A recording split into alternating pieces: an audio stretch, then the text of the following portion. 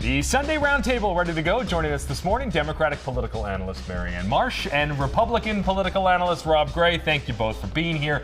A lot to unpack from Senator Warren. Key takeaways. Marianne, we'll start with you. Well, first, I'm thrilled that Elizabeth Warren is out there filling the vacuum that exists on the Democratic side, delivering all these important points and messages, and she's spot on all of them. It is clear that Massachusetts is going to be in for a real struggle under the Donald Trump second administration in terms of funding. She made that very clear. And when you look at the preparations that have been made, we saw with Michelle Wu getting targeted by Tom Homans. We see Andrea Campbell getting ready to become Maura Healey 2.0 as AG. We see Maura Healey not joining the big governors group to try to defend all the blue states. She's in a different role than she was. Exactly, but she didn't join with J.B. Pritzker and Polis to do that larger Democratic governors group. So that says to me, everyone's gearing up for the worst case scenario. Rob, you don't think it'll be that bad?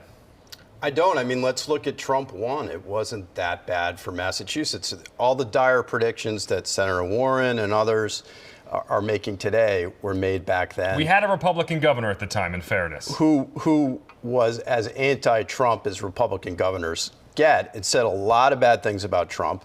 And Trump didn't hurt Massachusetts disproportionately in his first term. I don't think it's going to happen this time around either. He denied Charlie a lot of the COVID stuff during that time, as you and I remember being out here at the time. Like Massachusetts was late on a lot of stuff, and Charlie had to grovel to get like masks. But that's small potatoes. It's not. That's not big it transportation. I mean, listen. You can argue that Biden's was terrible for Massachusetts. So let me ask you this: will the Trump administration fund the Bourne Bridge? If the money from the Sagamore comes in, we talked about the Cape Bridges with Senator Warren, and she says it's going to be a struggle to get funding to complete this project and do the Bourne. Will that be coming in the next 4 years? Well, they should do it. If they don't it's do it, it's owned by the Army Corps of Engineers. If they don't do it, it's because our delegation waited too long. They could have done it during the Obama administration. Our delegation could have done it with a Democratic president the last 4 years. They should have done it sooner. All right. We touched on this with Senator Warren, but let's get your take, too, as well. President Biden's sweeping pardon of his son Hunter could have sweeping repercussions. He said he wouldn't do it. He said he supports the Justice Department. He's accused President Trump of being a threat to democracy. Some are saying the same about President Biden now. Marianne, justified or not? The real point here is we're not on the slippery slope. We're sliding way down the slippery slope because of Donald Trump. He wants to treat the DOJ as his personal law firm. It's not a threat. He has promised retribution. You don't think this is a little hypocritical?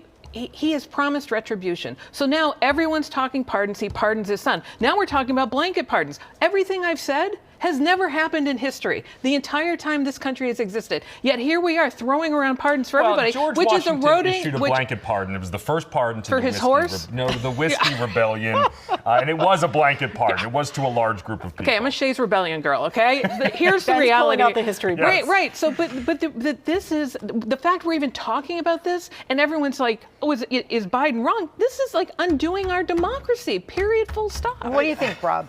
Well, I mean, I agree with Senator Warren. She said it was wrong, that the president made a mistake. Absolutely made a mistake. This is first paragraph stuff in the historical record for Joe Biden. He's gone way beyond the pale here. He's given his son a get-out-of-jail-free card. She didn't say blanket pardons were wrong, though. She didn't say that, but she said the pardon of Hunter Biden was wrong, and she's right. It's all wrong because it's never been done other than Ben's, 300-year-old reference. 250. I know. Splitting hairs. All right, last week we saw a return to chaos at Boston City Council. District 7 Councilor Fernandez Anderson arrested at her home by the FBI. She is accused of stealing thousands of dollars from the city, part of an alleged kickback scheme. She hasn't resigned. Rob, I'll start with you. Again, kind of par for the course here. The Boston City Council can't seem to get out of its own way and stay out of trouble. I mean, she's part of now a long string of ethical or corruption violations by Boston City councilors.